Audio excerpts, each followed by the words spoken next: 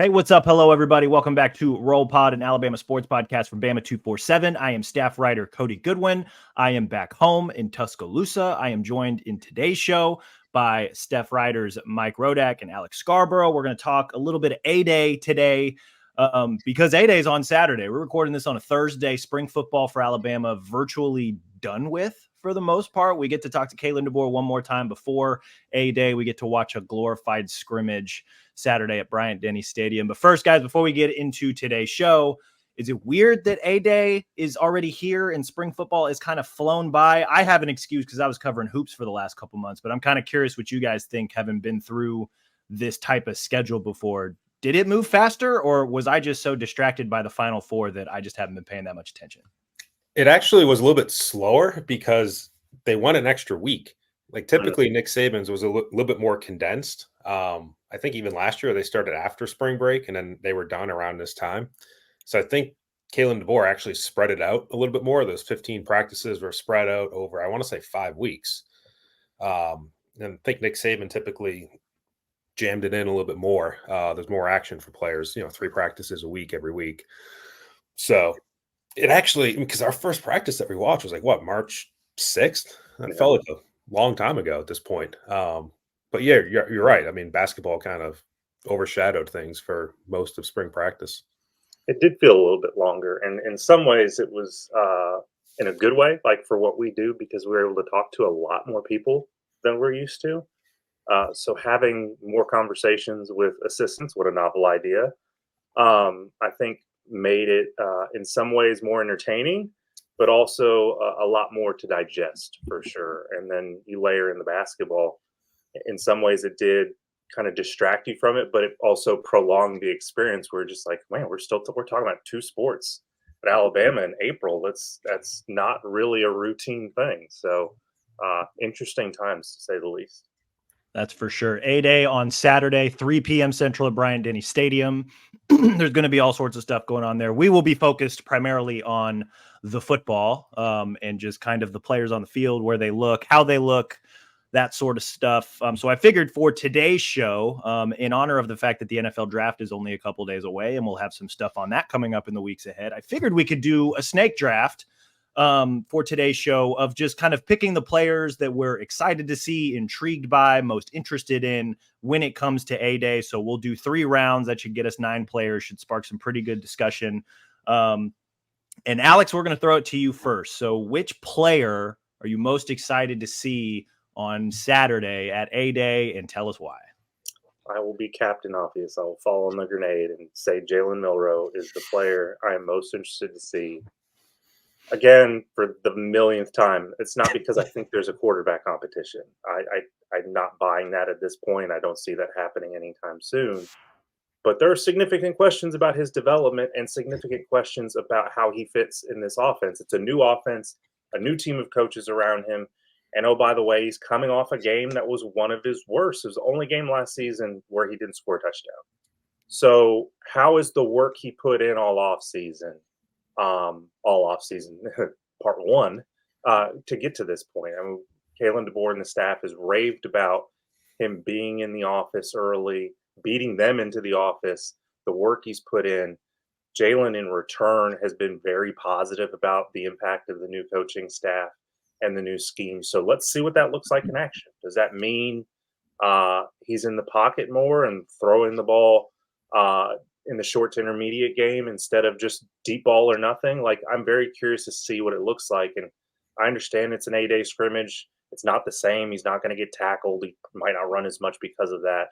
But still, his feel for the offense on Saturday might tell us a little bit about where he is in terms of his progression and what could be a very pivotal year for him and obviously by extension for Alabama. You guys have talked to Milroe. Oh, I guess I was there too, for one. I'm trying to remember, just with all the basketball travels, if I was in the room at the time that he talked. So I was there once. You guys have probably talked to him at least one more time, if not a couple more times. You guys have heard from offensive coordinator Nick Sheridan. You guys have heard from head coach Kalen DeBoer. have we learned anything about just Milroe's progression or how he feels comfort wise, or, anything kind of tangentially related to, his spot in the offense over this month? Or are we really going to learn a lot more on Saturday? Like what's kind of the vibe going in regarding Milroe? I think that Kalen DeBoer has probably learned more about Jalen Milroe than we've learned about Milroe, because I think we know what he is like. And is he ever going to be kind of that true pro style quarterback that sits back in the pocket and can hit the 10-yard out route and all the timing routes? Like, that's probably not what he is. And I think Kalen DeBoer, didn't really have much. He never coached against Jalen Milroe, like different conference, probably didn't have a ton of familiarity with him outside of maybe watching the Rose Bowl before his team took the field. I don't know. But one of the things that stood out to me that DeBoer said this spring is Milroe's kind of a home run hitter in terms of his legs, and he can break those big runs that even the first time that he really played, we saw, against Arkansas 2 years ago. And also with his arm. That was like his game last year. It was kind of all or nothing, and he hit a lot of those deep balls. But some of the shorter stuff wasn't quite as productive. So again, classically, does that fit into what DeBoer has done offensively? Maybe not. But can DeBoer work with that and try to make do with that? Yes. And I think he's probably realizing what he has in Milroe and what he needs to do with his offense to maximize that. And it's kind of cliche. Like every coach is going to go out and say, we're going to, morph our offense or make it into something that or takes advantage of our players' strengths. But I think that he truly has to do that in this case if he's committed to Jalen Milroe. And I think that's another thing too I picked up on from Kalen DeBoer is that he's really realized how much of an influence Milroe is in that locker room and how much players loved him last year and how much players respect him for staying and really look up to him this year. It seems like he's still a very respected person in that locker room. And if you're Kalen DeBoer and you start even sending a signal that Jalen Milroe is not your solid starting quarterback, then that could have, repercussions in the locker room too. So I think it's probably more DeBoer's taking in of what he has in Milroe than it is, the other way around. And because we already know what Jalen Milroe is. And I think it's obviously something that got Alabama pretty far last year. But as Alex said, there's still the question of, what's the next step in his development? Oh, yeah. A lot of coaches do pay lip service to the idea of fitting their offense around their players. I think very few coaches have the actual evidence of that Kalen DeBoer has. I mean, just look at Michael Penix in a vacuum, what he was in the beginning versus what he was at the end. Very different quarterbacks in terms of stylistically. Jalen has not given away a lot in terms of substantial, this is what I'm doing differently. I don't know if that's on purpose. I don't know. He very much leans into coach speak, which is not a knock. It's just what he does. And you talk about his leadership in the locker room. I think that's a big part of it. But I will say, I'm hesitant to call Jalen a finished product, even though he is far along in terms of college, just because of the tumult he's had to go through at Alabama, the changeover in coordinators, not just last year, but before, even go back to who he was recruited by. I don't think the staff did him a big service last year in terms of how they built the off. It felt like they were using the Bryce Young offense for Jalen Milroe early, and that was a bad idea. And then at the end, it was, we're only going to do the things Jalen Milroe does well and nothing else. And it's like you got to find somewhere in the middle where you're pushing him to develop without hindering what he is as a quarterback. So I'm very interested to see, can he grow within what Kalen DeBoer does with quarterbacks, because he does have a good reputation in terms of maximizing potential. Yeah. And I think you two both get at really important points here. Just, one of the questions that we had about the quarterbacks coming in is like, this is a new offense. It is a little bit more quarterback centric. How does Milroe fit into that? Can he do the things that the coaching staff is going to ask of the quarterback in this specific offense? But then also, like, you look at the history of DeBoer and when Sheridan's been on staff, and I know we talked a little bit more about when Ryan Grubb was the OC too, but just the development of quarterbacks, it's been a pretty steady upward trajectory when DeBoer is in the room with those guys. So what does that mean for Milroe? Can he get better? Do other guys also improve? Are they able to lap Milroe in any capacity? So I think that's, there's always going to be intrigue with the quarterbacks, but specifically when it comes to Alabama's quarterback room, I think there was a ton of intrigue for those of us who follow the team as closely as we do. And Saturday is going to be interesting to see what it all looks like. So it's not going to be, this is the first 15 that they're going to run against Western Kentucky in, late August, but, we will maybe have a better sense than we did going into spring ball, just kind of what, the quarterback situation looks like and how Milroe looks and feels in that situation. And we'll get to talk to everybody afterwards, kind of get a quick assessment. So that'll be nice to see. I'll go second, which means Mike will get 2 picks at the turn in our draft. Who are we most excited to see on A-Day? This might be a little bit of a stretch, so I'm kind of curious to see what you guys see. I'm excited to see Xavier Brown, freshman cornerback. This could just be me being excited about the fact that there's 3 5-star guys in the secondary. They're all really young. How fast can they get up to speed? That type of thing. Again, I've been on the road with hoops for the last few weeks, but everything I've read and everything that I've heard suggests that Xavier Brown has kind of continued his maybe quiet upward trajectory that he had at the end of his senior season. He was kind of when they came out with 247's final rankings, he was one of the last 5-star guys jumping from 4 to 5-star. He played in, I believe, one of the All-American Bowls or one of the postseason, high school bowls. So there was, I think a lot of intrigue about him coming in. I know there was a lot of talk about Jalen Mbakwe because he's, from right down the road. Zay Mincy was one of those late flips, but he was a 5-star guy, pretty well established. The Xavier Brown guy, like everything that I've heard about him is that he may not be kind of the freak athlete that Zay Mincy and Jalen Mbakwe both are. But very, very technically sound. And then every time that I read, some of your guys' stuff, and every time I, kind of listen to what Kane Womack and some of the assistants are saying, this guy has been impressive. And he's been impressive at a couple of different, scrimmages that they've had. He, some of the older guys in the DB room have been impressed with what he has shown so far. So I'm, I don't know if he's automatically CB1 or CB2 come the fall, but I'm anticipating that he is going to get a lot of run on Saturday and A-Day, and I'm excited to just kind of see what it looks like. What are his intangibles? How does he fit into the defense? And then, we know that there's quite a bit of talent in the wide receiver room too. How does the young guy hold up? Like, I don't know. I'm very intrigued and excited to see kind of what this kid has to offer, because I've literally heard nothing but good things about him for the last few months. What do you guys think? Yeah, I mean, there's 4 different starting options. As it stands, across from Damani Jackson, with the assumption that Damani is pretty safe to start, but might there be another starting option in the portal? I mean, that's a position where I would almost guarantee that Alabama is going to have at least 1, maybe 2 additions in April, is the corner position. And just in terms of what level of experience can they bring in, what level of talent can they bring in, I think is going to dictate kind of what the starting situation looks like, by the end of August. So, I mean, right now, if they lined up against Western Kentucky tomorrow, I think Xavier Brown, from what we've seen, would be the most likely starter at corner, again, opposite Jackson. But I saw Jalen Mbakwe kind of rotating in on Tuesday when we watched practice at that spot. In fact, I think he was kind of lined up behind Xavier Brown and kind of doing those shadow reps, where they're not actually in the play, but they're pretending that they are.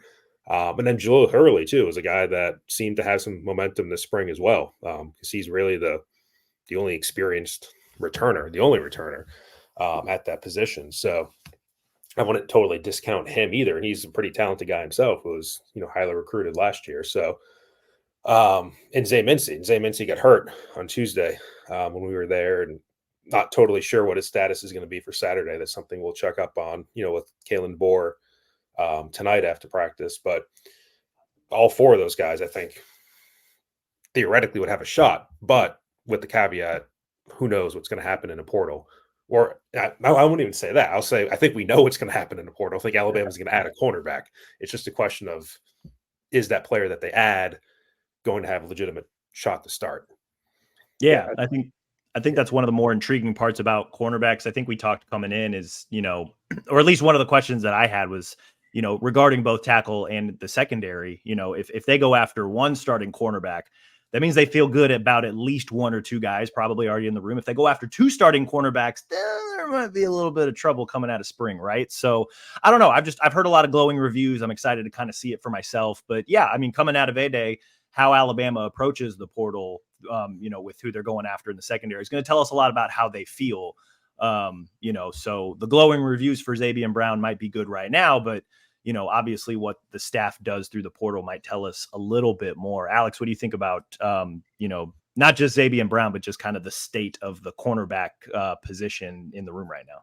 Yeah, I think if we're going to do a draft solely on, the best players who are going to produce the most, Xavier Brown wouldn't be this high. But in terms of the demand to see what this guy can do in terms of what it means for going in the portal and for next season, he's way up there along with Mbakwe, along with Mincy, because you need to have a clear picture at the cornerback position in particular to determine, like you said, are you going after one starter? Are you going after two starters? Or are you going after quality depth? Like, these are all things that are going to be determined when you have to go after multiple players, and there's not unlimited funds because everything's going to probably come back to NIL. So if Zabian is a guy who can look solid coming out of the spring, he sounds like he has momentum. I think that would give them a lot of comfort and flexibility in what they want to do in Florida. Totally agree. Mike, who are you excited to see on A-Day? So I'll go back to back with my first and second round picks, and I'll do it together because I think they're kind of linked. Is Ty Simpson and Austin Mack. A-Day is like the classic time when you get to watch the backup quarterbacks. It's really that, and it's the early season non-conference games. Like, that's the only time that we really had a legitimate shot to watch, like Ty Simpson or, before that, Paul Tyson. Like, that's usually when we see these guys. And Ty Simpson is just a really intriguing player to me because he just continues to be here when the situation maybe doesn't dictate it. Like, I think an average player probably would be gone by now in his position. But it was weird too, because on Rose Bowl Media Day, it was really the first time we got to talk to him, and he was very wishy-washy about whether he would go into the portal, was not committed to coming back at that time, and then ended up staying. And if you ask me right now, I think he could still stay and play this out through August. And if he does stay, then he can't leave until December. So it's a really interesting situation for him, because if he stays and he's behind Jalen Milroe again the entire year, that's 3 seasons of his college career that he's essentially, you can say he's developed certainly behind the scenes, but he hasn't really played, which you just don't see these days. And that, it still gives him, because he redshirted his first year, I'm pretty sure, right? Yeah. He'll be a redshirt sophomore this year. Yeah. Still gives him 2 years, theoretically, whether it's at Alabama or somewhere else to play and to start. But it's just unusual to see a player kind of sit and wait that long. So he's a guy that, by all accounts, had a very good scrimmage last weekend. If he has another good scrimmage on A-Day, which is on ESPN, I bet a lot of other teams are going to be watching him. Are there offers that come in from other schools that they try to lure him out and say, you'll have a better chance to start if you come to us? That's how NIL works. That's how the portal works. So, maybe those come along if he has a good A-Day. And it wasn't like he played poorly at all last year. Like, when he got into the game in South Florida, I thought he played pretty well given the circumstances. And I think he got into a couple other games too and looked fine. So, there is still kind of that back of the mind question of, if Jalen Milroe struggles at some point this season, does Ty Simpson get a shot? It's kind of a hypothetical crystal ball thing right now, but he's a guy that is very high in the list of just intrigue. And then Austin Mack, being that guy that comes in knowing the system, being the hand-picked quarterback for Kalen DeBoer in Washington last year in his recruiting class. He's young. He's still 17, even though it's his second season of college football. And he's got physically probably the most physical raw talent. Maybe Jalen Milroe is a little bit shorter. That's where I'd kind of dock Milroe, but Austin Mack is 6'6". He's got the arm. And so it opens up the question of, if Ty Simpson does transfer, is Austin Mack then the number 2? And does Austin Mack get the opportunity if Jalen Milroe struggles this year to see the field? There's kind of that domino effect. And then beyond that, there's also the question of next year, because Alabama doesn't have that next quarterback right now. That recruiting class for next year has only 8 players right now, and none of those are quarterbacks. And most of the top quarterbacks in the 2025 class are already committed. Really, any of the quarterbacks in the top 100, I think, except for one. So Alabama's still trying to get Julian Lewis, the 5-star is committed to USC. They're still trying with him, but they may not get that marquee quarterback in their recruiting class. And if Jalen Milroe goes to the NFL after this year, and he does have another year after this if he wants it, who's Alabama's quarterback? Do they go into the portal? Is it Austin Mack? Is it Ty Simpson? And like, again, after A-Day, we're not going to see those guys very much. We may not see those guys very much. So kind of this glimpse that we get into them on Saturday is, I think, going to be pretty valuable to us. Yeah, and I think we came into the spring like knowing that, you know, Milroe's got the experience, right? Having been the starter a year ago. I think we're all into agreement that like Simpson is maybe the best pure passer. And, you know, one of the thoughts that I had that like if the offensive line was any bit better last year, there's a very real shot that Simpson probably would have been QB1 last season. But then, you know, there's Austin Mack over here who has a year with this staff. He understands the playbook. You know, and I know that the coaches have talked about him coming in to really help the quarterback room as a whole. So they each kind of have their reasons for, okay, like there's a chance that this dude could slide into the starting role. I'm curious though, like throughout the spring, again, this is me not having been there because of the Hoops team Final Four run. You know, Alex, I'll throw this to you. We know what the coaches have said about Milroe and what Milroe has maybe said. What have some of the coaches said about Simpson and Mack through the spring season? Well, publicly, coaches are very hesitant to say anything about any quarterback not named Jalen Milroe because of the implication of the transfer portal. But by all accounts, Ty Simpson has had a very good spring and has momentum to the point that I would say now I'm more and more looking toward him coming back for the season. Whereas a couple months ago, I probably would not have thought of that. And part of that is a function of timing, right? And circumstance. If you want to be a starting quarterback this season, are you better off going somewhere or are you better off staying? And again, this is not to say Milroe's going to get unseated. This is just a function of this is the spring. If you're a starting quarterback going to a new system and a new coaching staff and you're not getting there until the summer, because he's still got to finish out his semester, you're way behind the eight ball. Whereas if you stay at Alabama, Jalen Milroe's a runner. He might get injured or heaven forbid, the wheels fall off and you have to make a change at quarterback. I think there is a path there to sell him to say, look, we know you want to play, but maybe this is the best option for you to at least see what it looks like through the course of the season, because going somewhere else, you're going to probably play on a bad team if you're going to be a starting quarterback coming out of the portal in the spring. I think that's a fair argument. Three of our first four picks. As a quick point, keep in mind that you can't transfer within the SEC at this point. That's a February 1st deadline transfer within the SEC. So if you're looking to play for a Georgia or whoever, like any of those players that might be thinking about going to the portal for Alabama, they can't go. And vice versa. Alabama can't be plucking players from an LSU or an Auburn or whoever. So that could limit some of the the movement that we see starting next week.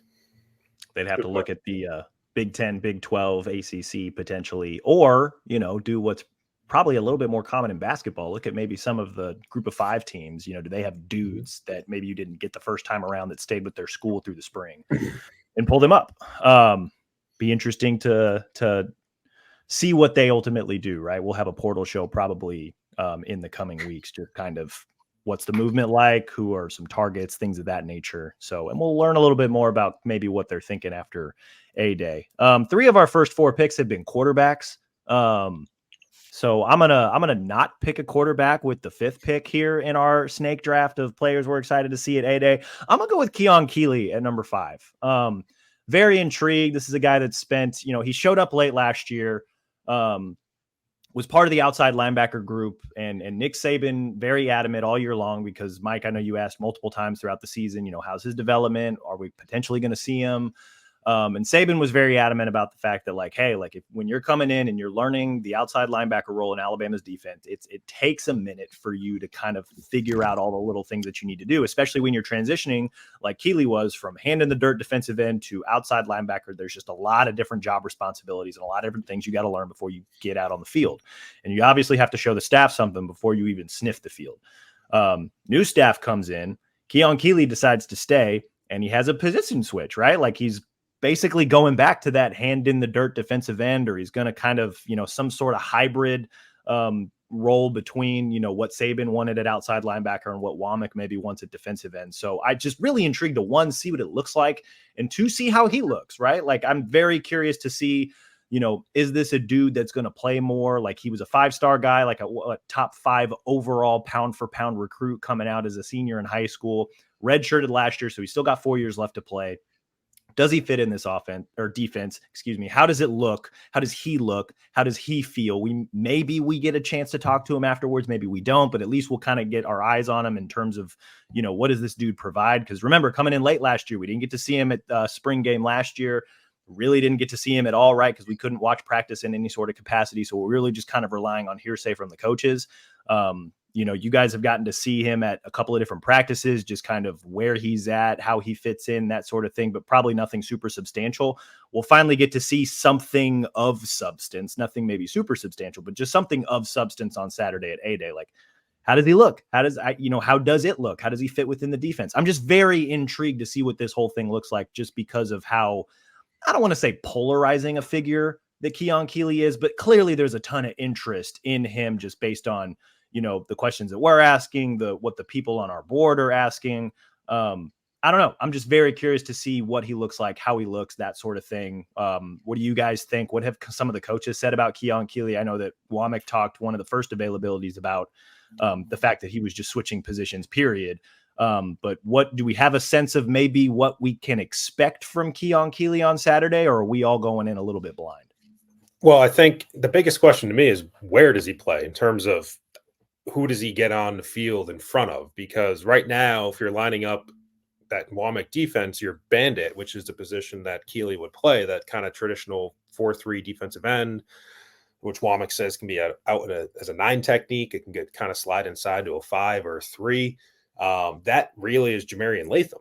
And Jamarian Latham seems to fit well into that role and is a veteran, and I don't think he's going anywhere. So, that starting job isn't really there for Keeley. And then it seems like the second guy up at that spot is LT Overton from A&M, who's also kind of built for that role. So, if you're playing a first team D on, Crimson or whatever, your second team D is on white, we may not see a ton of Keeley in either of those. It may be kind of rotating in with other guys, like Jordan Renaud is another guy that could play that bandit role. And there's probably a couple other names too. So it's really a question of, how does he get on the field? Is it in the sub package if they go to like 6 DBs and they go to a lighter defensive line? If they slide Latham or Overton inside, does Keeley get in? But in that case, are they sliding a Keanu Codd or a Quay Rusa or one of those guys down to a defensive end? So there's a lot of different players between the Wolf position and the bandit position, at least 6 or 7. But on most plays, there's only going to be 2 of them on the field. So I just don't know if there's going to be the snaps for Keeley, certainly in the regular season, but even on A-Day, if Latham and Overton are in there a whole lot in that bandit spot. I think I'm also I'll go for it. Any edge rusher you're looking at, any pass rusher has the potential to have a really big day, regardless of where they are in the depth chart. I think the offensive line has struggled at points in terms of pass protection this spring already. And then you throw in an injury to a Jaden Roberts. You talk about the thinness at tackle. I would not be surprised. And on top of that, the fact that quarterbacks are non-contact and you can just touch them and it's a sack. I have a feeling there are going to be quite a few guys who can make some plays. And maybe that's a good thing for talent retention. Maybe it makes them go into the offseason feeling good about where they stand if they get a couple sacks. But even heading into it, I'm hesitant to say that I'm going to come away with sweeping judgments on edge rushers, because I just think this kind of game and the way they're set up right now is set up for them to have success. So you're telling me that the defense is going to be all world by the time we get done with Saturday's scrimmage? I think people might feel good about the front 7. Yeah. The secondary, who knows? I'm excited to, and I don't know if we'll get this, and this may just be something we have to take notes on, but just like, do we know if we're going to get it too deep? Because some of these new position names, like, again, probably a product of me just being on the hoops beat for the last month, but like, I need like a sheet of paper where it just kind of shows me where the bandits are, where the Wolves are, what are they calling star now? I think that's a different name. I think I've just been calling it the flex cornerback. I just I need a sheet of paper of just like the new roles, where they line up. From there, I can figure out the rest of it. But just like, man, like that's, I've spent the last month learning a bunch of hoops lingo. Now I got to relearn all this new, all the new verbiage with Alabama's defense, which is fun, but also like, new names, new roles. Like I got to figure this stuff out. I don't believe that there is a depth chart. They will, and that reminds me, they're probably going to put out a roster if tradition holds tomorrow. Again, I don't know if there's a new way of doing things with Kalen DeBoer, but I think typically that roster came out on Friday in past years, which will list the Crimson team and the white team, and that kind of gives you a sense of who's first team and second team. But no, I don't think there's a depth chart with a two deep. So what we're going to do Saturday is when they line up, we're going to take a picture real quick, and we're just going to assign that just depending on where they all line up, which, knowing our luck, they'll probably throw a sub package out there on the very first play. So it'll just throw us all for a loop. Don't be surprised if they mix up the first and second in terms of crimson and white. Just to, again, everything is about the portal right now. And it's about retention. And if you're signaling this guy is not going to play here as a starter, you might have a problem on your hands. So I do wonder if they get a little bit cute in terms of how they formulate teams and substitutions. It's a very good point. Very good point. We're down to pick number 6 now on our snake draft. Alex, finally, all the way back to you. There's only one quarterback left on the depth chart that you can pick, so I hope you don't end up going that route. But if you do, quarterbacks have all the fun. Let's talk about the guy getting them the football, James Brockermeyer. Again, I didn't expect this. I did not expect not just Parker Brailsford to be on the sideline, but for James Brockermeyer to be what looks like the starting center right now. Again, a year ago, he was the third team center, maybe, on a team that struggled mightily just getting the football to the quarterback. So what has changed? What has supercharged his development? Or is it just an issue of they just don't have the guys there? So I'm very curious to see how he looks on Saturday, not just in terms of simply getting the football to Jalen Milroe where it's supposed to be at the time it's supposed to be there, but blocking all of, calling out protections, all of those things you expect of the center position. It is a very demanding position. Good news is he got some time in the program, some experience in terms of that. So very curious to see how he handles his first real introduction to Alabama fans, period, because he's kind of been a guy who everybody looked toward his brother for the longest time and ignored him. So to be the guy who sticks around and now is potentially going to be the first team center, I think a lot of people are going to be focusing on him, and I will be one of them. Yeah, I know that the big one, or at least one of the major developments coming out of spring ball, is just the lack of Parker Brailsford. I think he was there maybe the first time we were able to view a practice, and since then just hasn't been. I know Brockermeyer was the pick here in our snake draft, but do we have any sort of update on Brailsford and maybe where he's at or what he's doing, or maybe why he's no longer there? I know DeBoer said that it's not play or portal related and that he's going to be in Tuscaloosa for the season, but do we have anything further from that, or are we still all in the dark a little bit? I mean, in the dark in terms of like any exact reason to share, Right? But he's still around. Even Tyler Booker, I was talking to after Tuesday's practice, and he's still in the weight room and in meetings and all that. So, he certainly was. There's a positive update, from Kalen DeBoer. Kind of a positive is one word, a confident update. For DeBoer to come out and say it's not a portal thing, like he's going to be here. It was strange that they waited until Saturday to say that, because it had come out more than a week before that, when Brailsford was out of practice, and it kind of lingered without any sort of official word. Even Nick Sheridan didn't say anything when we talked to him that Thursday or Tuesday, whatever it was. And it kind of stretched out until, with all these questions, swirling around him, until DeBoer spoke on Saturday. And DeBoer's like, yeah, it's fine. He's going to be here. Like, it's kind of strange. Like, why wait that long, put that out there? But I don't think we're going to see him Saturday. It doesn't seem like if you miss 3 weeks of practice that he's just going to step in right away and play in a game setting like that.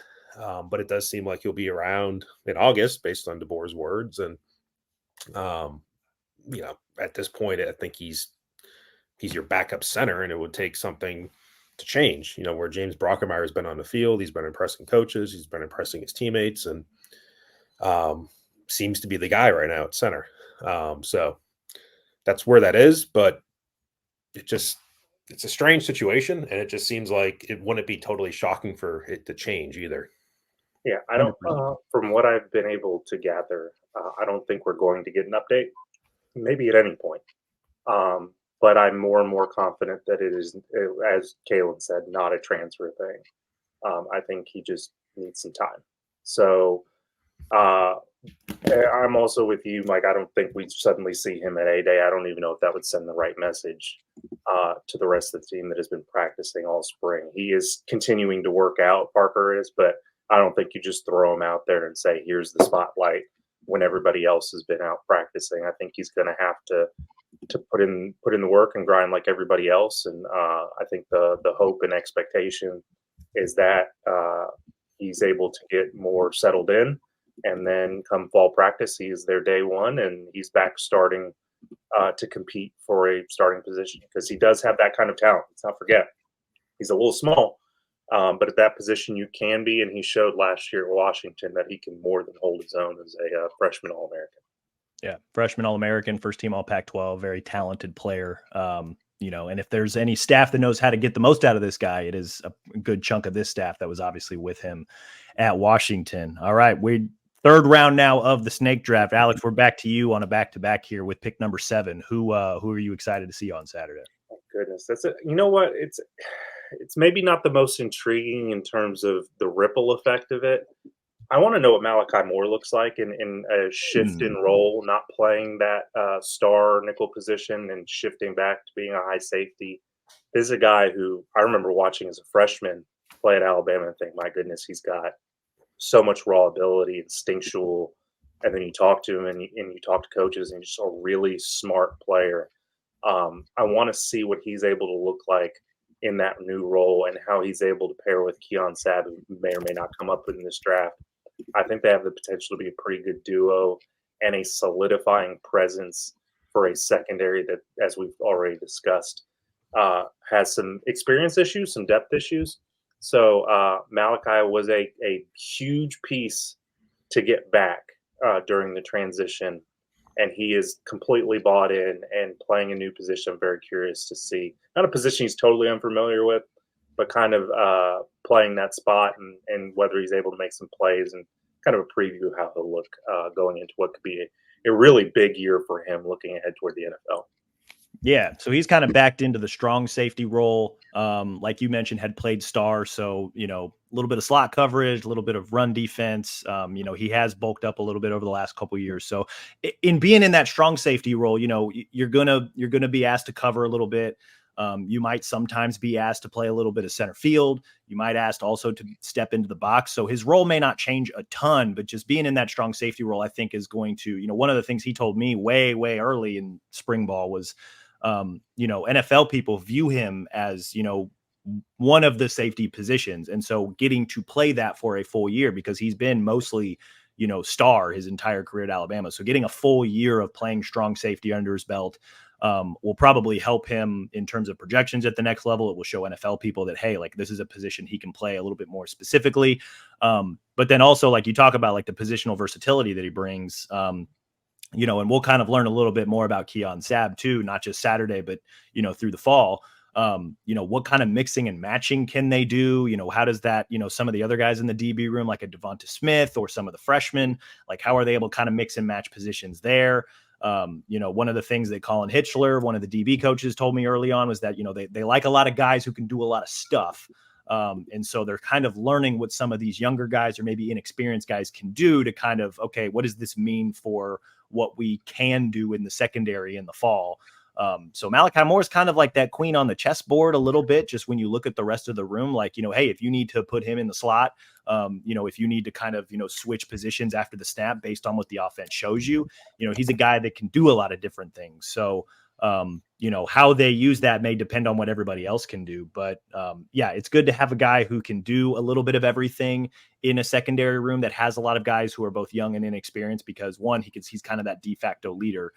But then also, like, it just gives you a lot of different stuff that you can do play to play. So I like that pick. I'm very curious to kind of see where he's at in this new role and what it means for the defense overall. So I think one of the weird things that I'll be looking for on Saturday is, like, how often does he talk to maybe some of the freshmen or some of the inexperienced guys, after plays or after series, like, hey, like, what are you going to be coaching them up on? Like, that's, questions that we would ask after the fact. But I like that pick. That's, that'll be very intriguing to kind of see where he fits in and how that looks overall. So back to me, number 8, was kind of going back and forth between a couple, because I picked 2 defensive guys with my first 2 picks. I'm going to go with Justice Haynes. And I know that there's a lot to be excited about this guy, just because he seems to be the clear-cut RB1, or at least RB1A, depending on how they want to use Jam Miller. But he seems to have taken all of the first running back reps through some of the practices that you guys were able to see. It sounds like through some of the scrimmages, he was in that similar role, or at least kind of a 60-40 split with Jam Miller. So I'm kind of excited to see, how he looks a little bit more kind of in that role. We'll probably get the chance to talk to him a little bit afterwards too. And then, also, like, and this is, again, one of the thoughts that we had coming into spring, and maybe we'll see a little bit more of it on A-Day. Maybe we'll have to wait until the fall, but, there's a chance that, as the offense comes together, like, the running game could be something that they lean on quite a bit. And I know that this offensive staff, and Kalen DeBoer specifically, does a lot of great work with quarterbacks. We saw what Michael Penix did with those 3 receivers last year at Washington, but kind of quietly, their running back, Dylan Johnson, 1,000-yard rusher, led the SEC with rushing touchdowns. Like, there's going to be opportunity for not just Justice Haynes, but Jam Miller, potentially Richard Young and Daniel Hill. And I know they got Kevin Riley coming in as well. But specifically Justice Haynes, there's going to be some opportunity for him in this offense to, really produce as a rusher, as a pure runner. And we saw some small spurts of it last year where it's like, okay, like this dude could be a little bit special. I know DeBoer loves to run the ball. I know he loves, or not runs the ball. I know the offense kind of runs through the quarterback. But there's going to be opportunity here for Justice Haynes, and we may not see a ton of it on Saturday, but I just am intrigued to kind of see him and how does he feel? How does he fit into the offense, or at least the version of the offense that we see on Saturday? I don't know. Similar to you guys with the quarterbacks, I'm intrigued by Justice Haynes and just kind of what he's ultimately going to bring to this offense. Well, I guess I'll wrap it up with 2 guys real quick then. One of them I think we haven't mentioned yet, but I think could be a pretty important player for them is Elijah Pritchett, and he'll play on the left side on Saturday.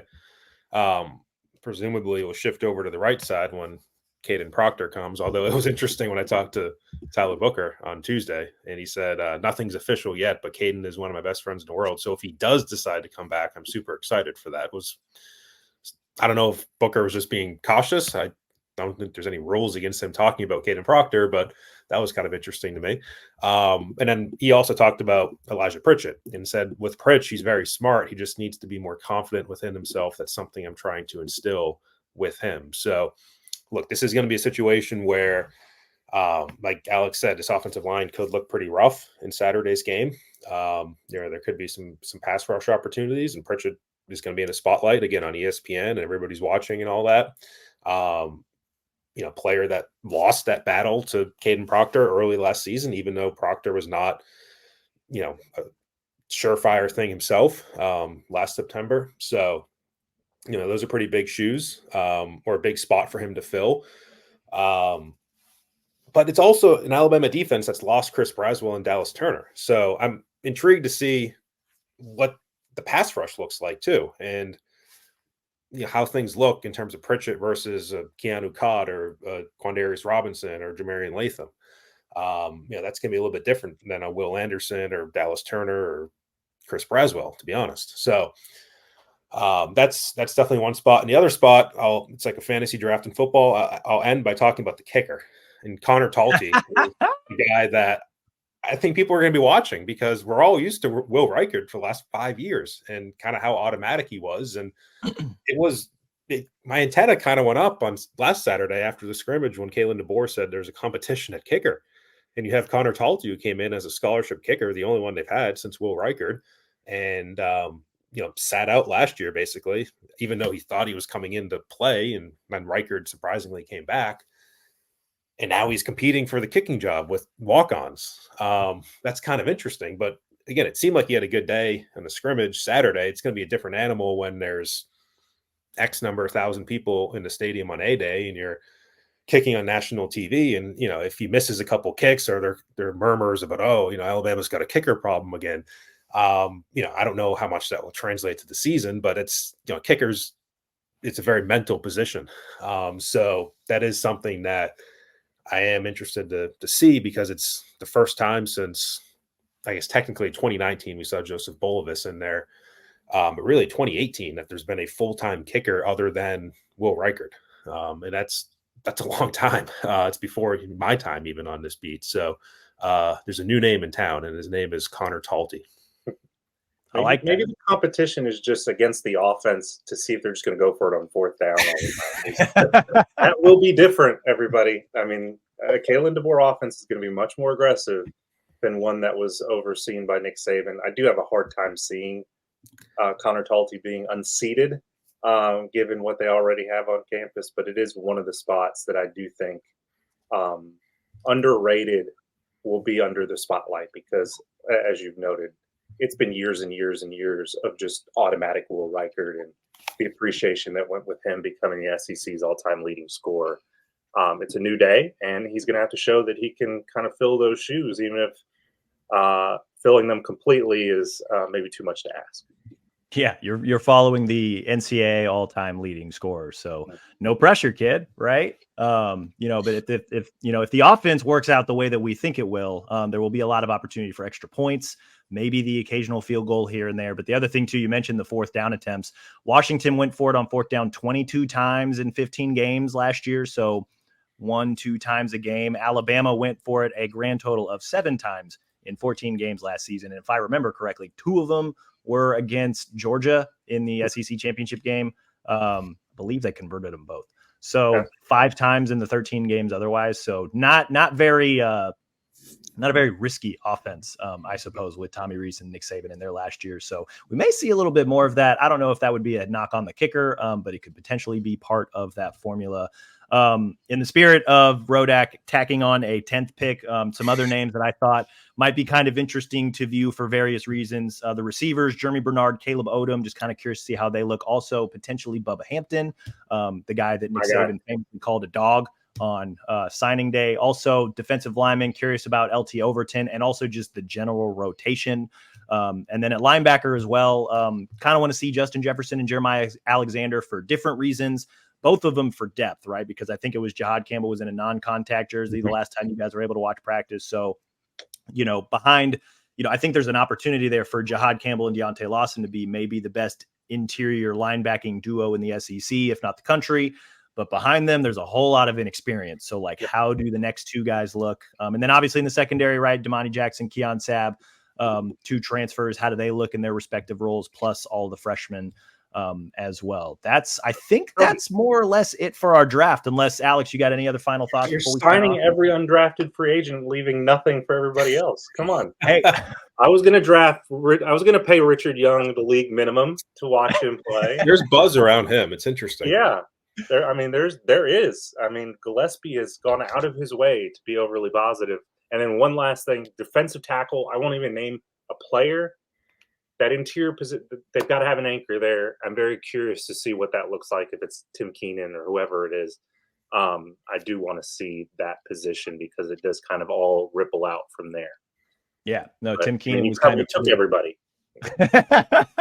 Hey, my guy may have called their agents and tell them just not to pick up any phone calls unless it's just an 816 number. So, playing that game a little bit. But no, all points really well done. This was our draft. We're excited for A-Day. I think we may not learn a ton, but we'll learn a lot more than what we currently know. And we'll certainly learn a lot more by the end of Saturday than we did at the beginning of spring ball, which is the point.